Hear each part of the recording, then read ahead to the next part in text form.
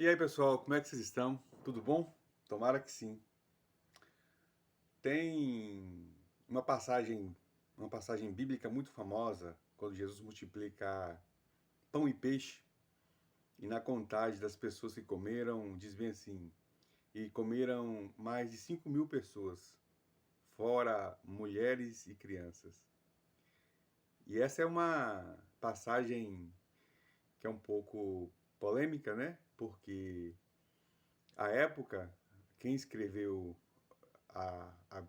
esse versículo da Bíblia, não é?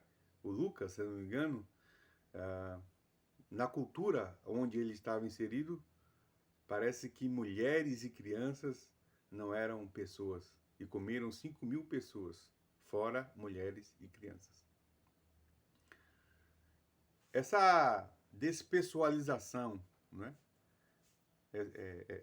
Do ser humano, essa desumanização das pessoas, ela acontece ao longo da história, né? Não é de se espantar que se tivesse pessoas trabalhando num engenho ou passando em cima da ponte e a ponte caísse ou a casa de engenho desmoronasse e matassem, alguém dissesse assim, morreram 2 pessoas e 4 escravos, porque os escravos não eram tidos como pessoas, eram só escravos por conta do rótulo. Mas cedo eu estava vendo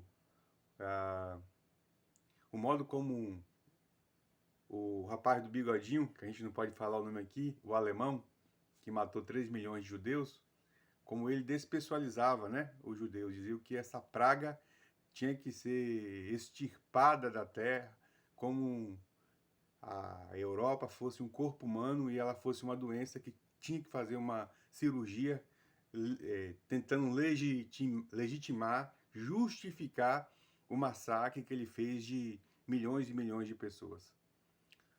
E aí, o que acontece? Eu estou vendo esse movimento acontecendo aqui no Brasil, né? Eu estava em determinado ambiente e majoritariamente as pessoas que estavam no ambiente, que por sinal ótimas pessoas, maravilhosas pessoas, eram maioria de esquerda, né? E aí alguém me abordou no meio do evento e falou assim, ué, você aqui, bolsonarista, como se eu não fosse uma pessoa, né? Não era um evento político, era um evento social, mas a maioria das pessoas que estavam ali era de esquerda. Então não tratava de política, de político, de nada dessas coisas. Mas ele achava que o ambiente deveria ser estranho para mim pelo rótulo que ele cunhou em mim de bolsonarista. E a gente viu, por exemplo, o testemunho da Xuxa, né? Falando que a irmã dela faleceu e elas não estavam se falando. E aí alguém pergunta por que ela explica dizendo era bolsominion. E está acontecendo isso. As pessoas estão despersonificando umas às outras, né? Estão desumanizando umas às outras, colocando um rótulo. E nisso tirando a humanidade das pessoas. Então, já não existe mais seu José, Maria, Pedro, Francisco, Joaquim, não é? Existe o comunista, o fascista, o Bolsonaro, o bolsomínio, o lulista, não é? O esquerdista. E a gente vai colocando esses rótulos e tirando a humanidade das pessoas. E a gente vai construindo ódio por esse rótulo, e à medida que esse rótulo vai sendo impregnado na pessoa e a pessoa vai se despessoalizando, vai se desumanizando, você acaba odiando o rótulo que a pessoa tem. Consequentemente, você acaba odiando aquela pessoa e o seu ódio, então, é um ódio legítimo. O absurdo que aconteceu no 8 de janeiro, né? Tanto o absurdo da parte de quebrar prédio público, que ninguém concorda com isso, né? Eu sou guarda civil municipal, nunca vou concordar que ninguém deprede patrimônio público, né?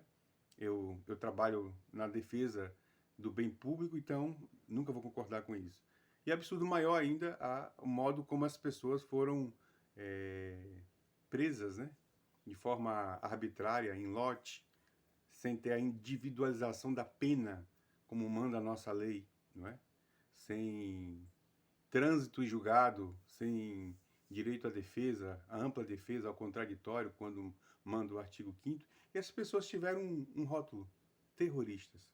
Então, tudo bem que o padeiro, o comerciante, o empreendedor, o funcionário público, o aposentado, outro dia saiu uma senhora e ela era manicure. Tudo bem que ela perca uma parte da vida dela, seja traumatizada, seja torturada dentro de uma cela por meses, talvez por ano, porque não é uma pessoa, é um terrorista. E a gente vai, né, cunhando esse tipo de rótulo nas pessoas, e a gente vai perdendo a obrigação de ver a pessoa como ser humano, como um outro.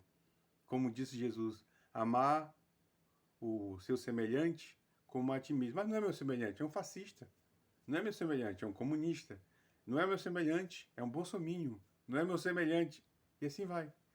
Eu me lembro de um caso, eu deveria ter 14, 15 anos mais ou menos, e muito fomentado pelos meus amiguinhos da época, né?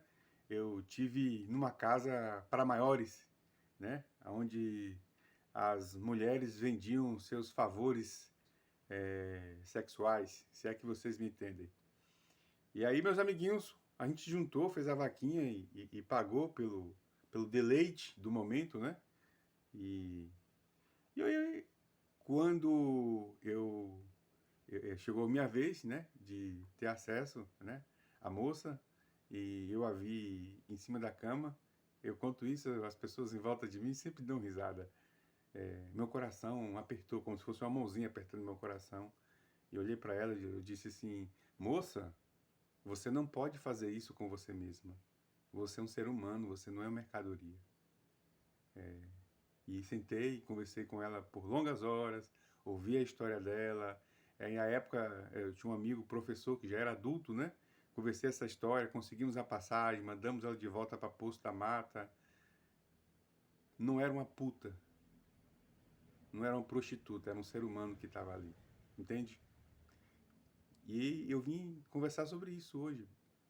Talvez você está nessa paranoia, né? De olhar para o seu próximo, para o seu semelhante, e você não enxergar um semelhante. Você fala, não, é um esquerdista.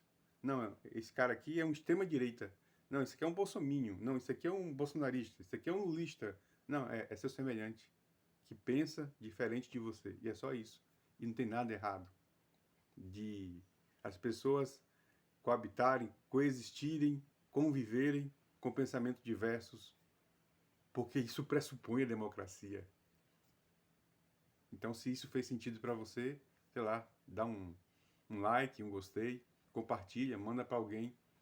Quem sabe isso desperte no outro, né, o entendimento de que a gente deve voltar à origem de tudo, que é o Cristo que diz: ame o seu próximo como a você mesmo. E eu, por exemplo, tenho tantas contradições, tantas ambiguidades, tantas incertezas, tantas coisas ruins, tantas falhas, tantas coisas que, como diz o apóstolo Paulo, o bem que eu quero fazer eu não faço, mas o mal que eu não quero, esse eu sempre faço. Eu me amo. Se eu posso fazer isso comigo, por que eu não posso fazer também com o outro? É isso. Beijo no coração.